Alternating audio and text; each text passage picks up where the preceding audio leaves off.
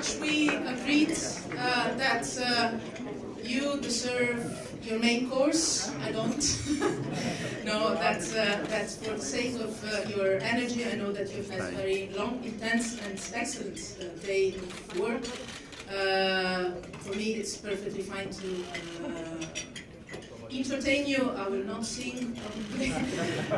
Just give you some thoughts, but please feel free to continue to eat, and then we'll have, I think, some time for a couple of questions.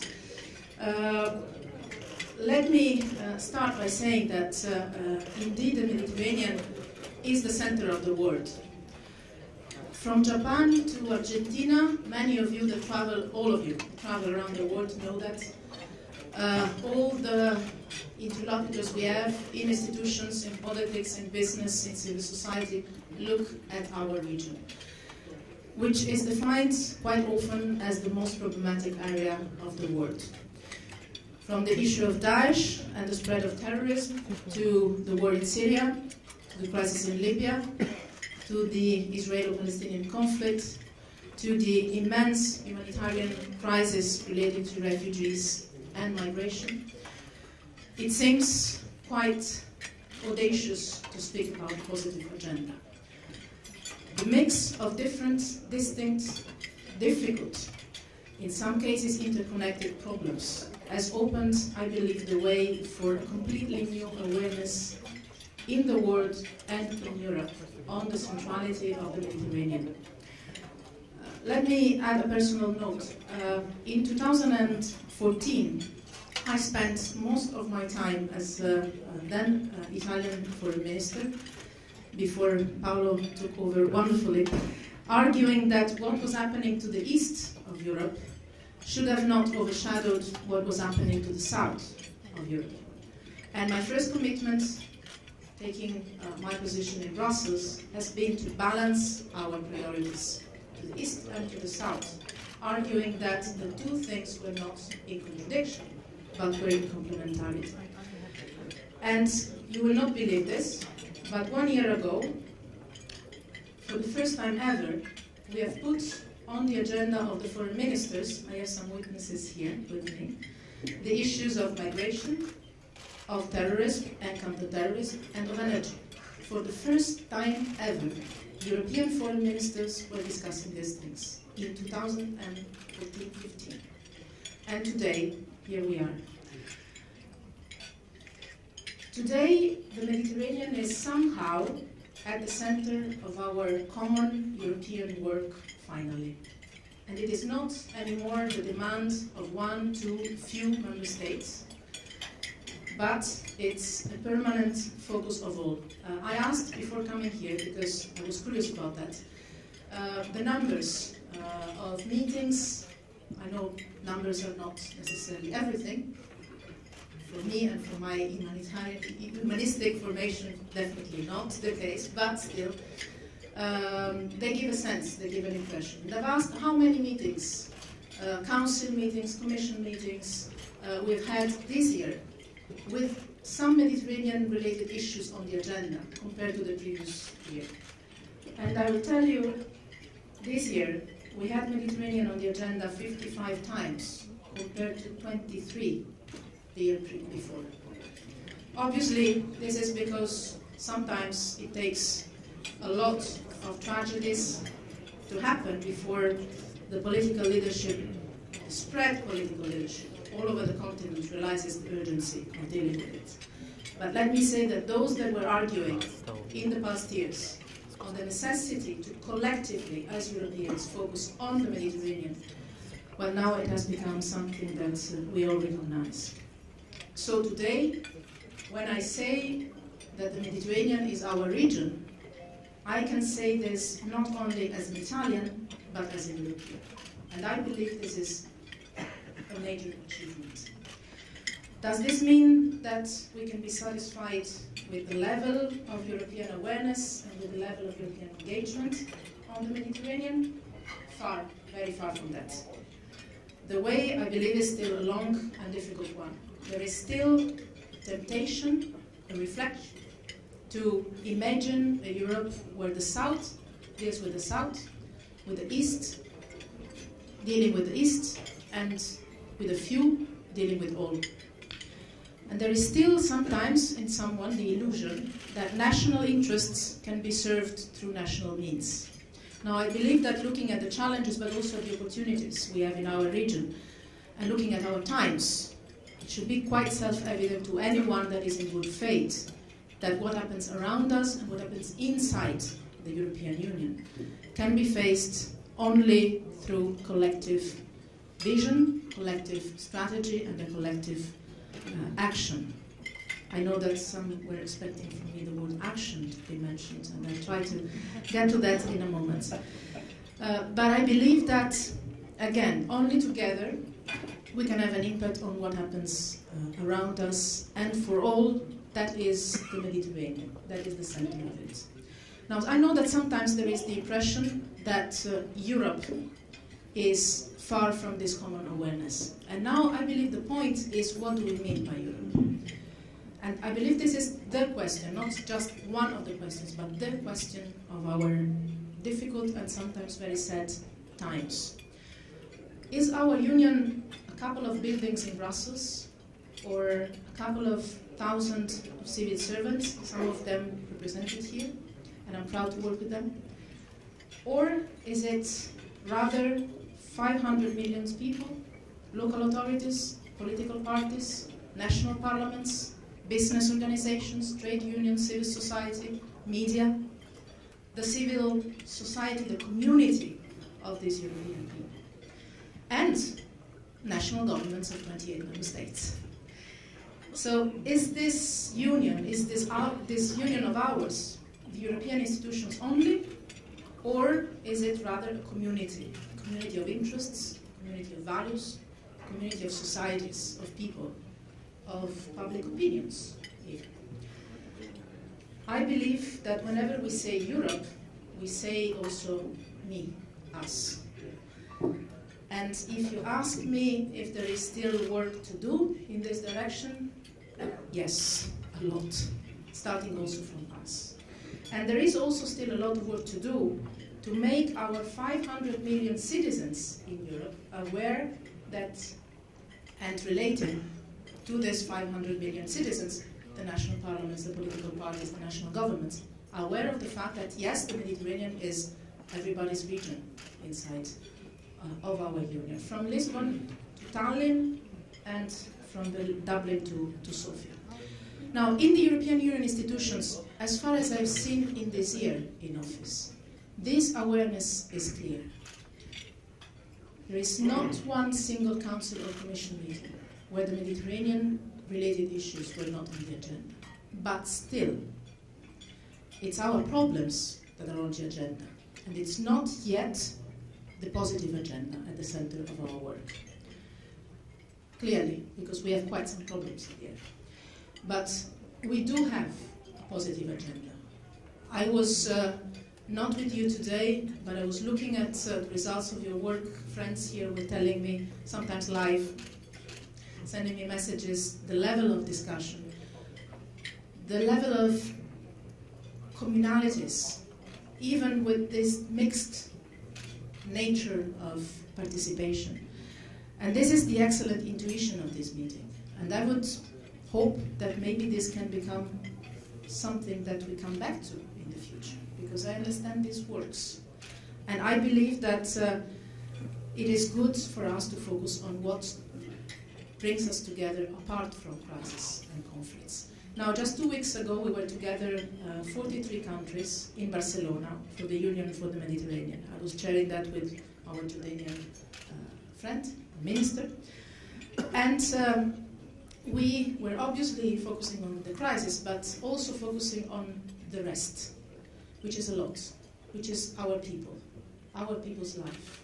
That cannot be, as the Jordanian minister, my friend Nasser, mentioned in that occasion, cannot be put on hold because of the wars and crises we are living.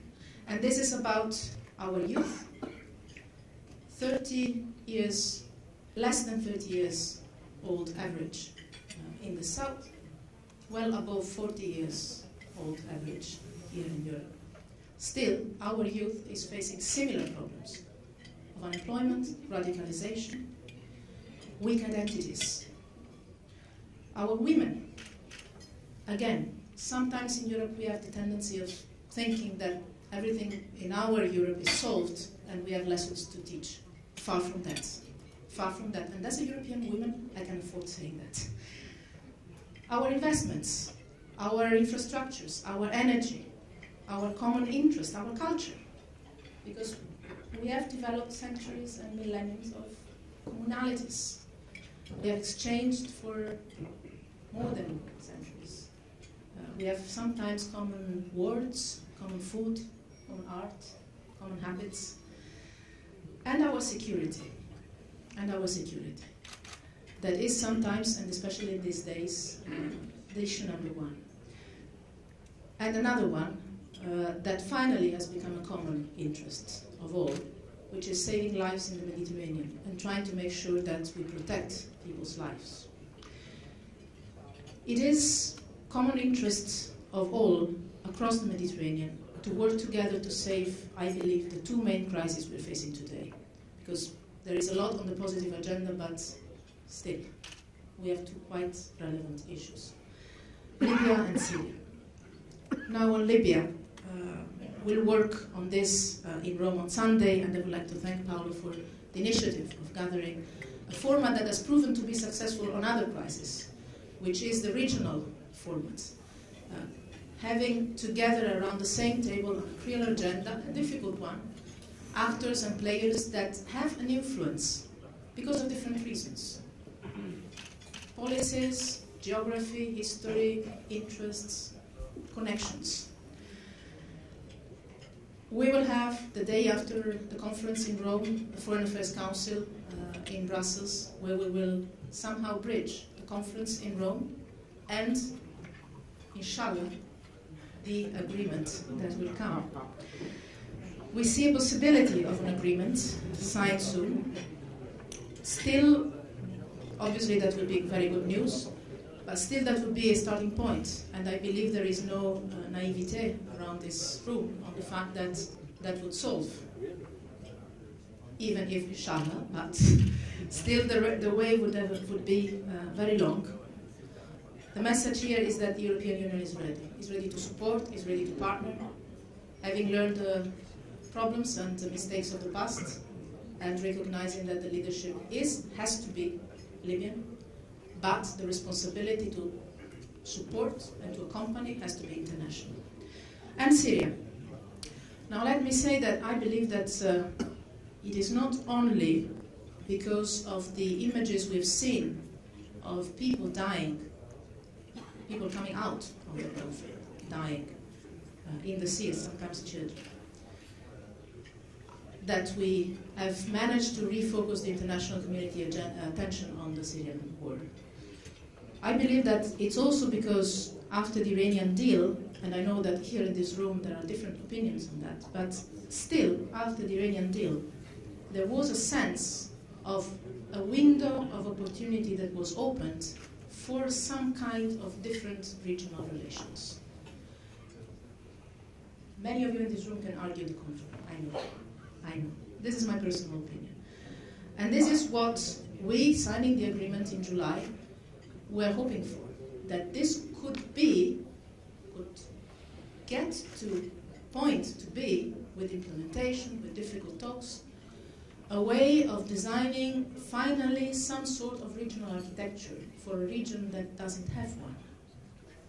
Now, us Europeans, we have experienced, sometimes we don't realize it, 60 plus years of peace because of regional integration. And if you look around the world, the more a region is integrated, the less it's conflictual, normally. I think there is quite some relation between the fact that the Mediterranean is the less integrated region in the world and the fact that it's the most conflictual one. And I give you an example that comes from my mother's life. My daughter, a couple of weeks ago, came back from school in Brussels. That's home now. And told me, I have homework to do. I have to do a research on Middle East. I have to print out a map of the Middle East. That was more difficult than chairing the Foreign Affairs Council on Ukraine. What is the Middle East?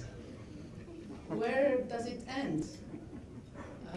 What are the connections? At the end of the day, we printed out a map that was 2 pages. Because the reality of today's world is that the connections of the neighbors, of the neighbors, of the neighbors, of those that are somehow involved, it's not the old categories. But the point is that, yes, it's difficult, it's complex, but the only way of facing this complexity is somehow finding the way of coming together with all our differences. So, to go back to Syria, that was for sure in the map, even if in a confused way. I really believe that the Vienna process that has started bringing all the different players that are relevant outside of Syria, but with an influence inside Syria, around the table, is also the only way of having some hope, some reasonable hope, that we can move finally from communiques that we have produced in the past, very good ones, to something that is real on the ground. That is the point, to have something that produces results in concrete action. And the only way, I believe, of having that is having all the regional and international players that have a say or that have a connection, that have an influence inside Syria to, in a very difficult way, and there are some witnesses of that here, come to a basic common interest. Political transition, a ceasefire that can allow forces in Syria to unite forces against Daesh. And, sorry if I mentioned that, this is the role of the European Union, I'm proud to play this, having some humanitarian access. Because we seem to have forgotten the fact that it's too many people dying there. It's a lot of geopolitics, but it's people's life. So, last but not least, humanitarian access and some humanitarian work on the ground. That, by the way, can lead to some political solutions that can be innovative and useful.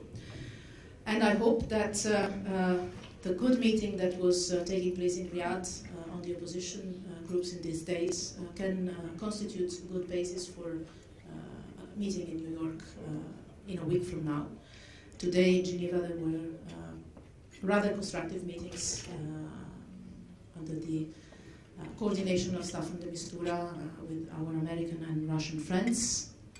I hope that both on the opposition track and on the work on terrorism, we manage to have a solid ground that can allow us to build on the roadmap that we have established together. Now, if this process will bring results, for sure it will be good for Syria and for Syrian people. For sure it will be good for the refugees, before they become refugees first, but also for those that have left Syria already and that could go back. It would be good for the EU security, because it would be the real game changer in the fight against Daesh. And it would be good for the region. It could, I believe, also bring further developments, because I think that when diplomacy brings results, this opens new windows for diplomacy. And we are used to vicious circles, because this is what we've seen in the last 10, 20 years, I don't know how many. But maybe it works also in the other way, that positive results could start virtuous circles that can encourage more positive results. And the first big good news would be an opening of some sort of regional architecture that I believe is possible.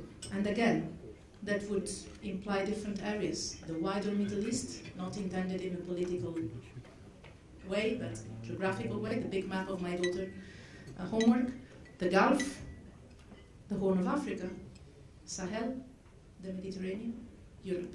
And on the other side, probably Central Asia. We are connected. Again, I go back to the regional integration. Now, think of the power of this positive agenda on the security and crisis area. The power of peace in Syria. The power of peace among Israelis and Palestinians. The power of a settlement on the Cyprus issue. The power of something maybe at hand, elections of the president in Lebanon. How much of a positive dynamic any of these elements could bring in the cycle of politics and action in our region, and how much of economic, social, human potential this could generate. We would turn from the most problematic area of the world, where everybody around the world asks you about terrorism and migration and people dying, to what the Mediterranean has the potential to become, or to be, the great positive agenda area of the world. I think this is the way. Dialogue, cooperation, finding the common ground, the win-win, that is there. Because I know you have discussed all issues that at the end of the day tell us all that we have a common interest. In all the issues, almost all probably, that you have discussed today. And common opportunities at the end of the day for our people. So, this is what is at stake. This is what can turn around. Our common positive agenda, I believe, the starting point is something like this. Us coming together. Us coming together without having the fear of coming together because we're different. And this is a message that I try to pass inside the European Union, but it's exactly the same outside of the European Union and in our region. It is not our diversity that risks to destroy our societies. It is the fear of being different that can destroy our societies. And the risk is real. The risk is real. But I believe we have enough positive energy to try to overcome this and turn it into a good experience in the chapter. Thank you.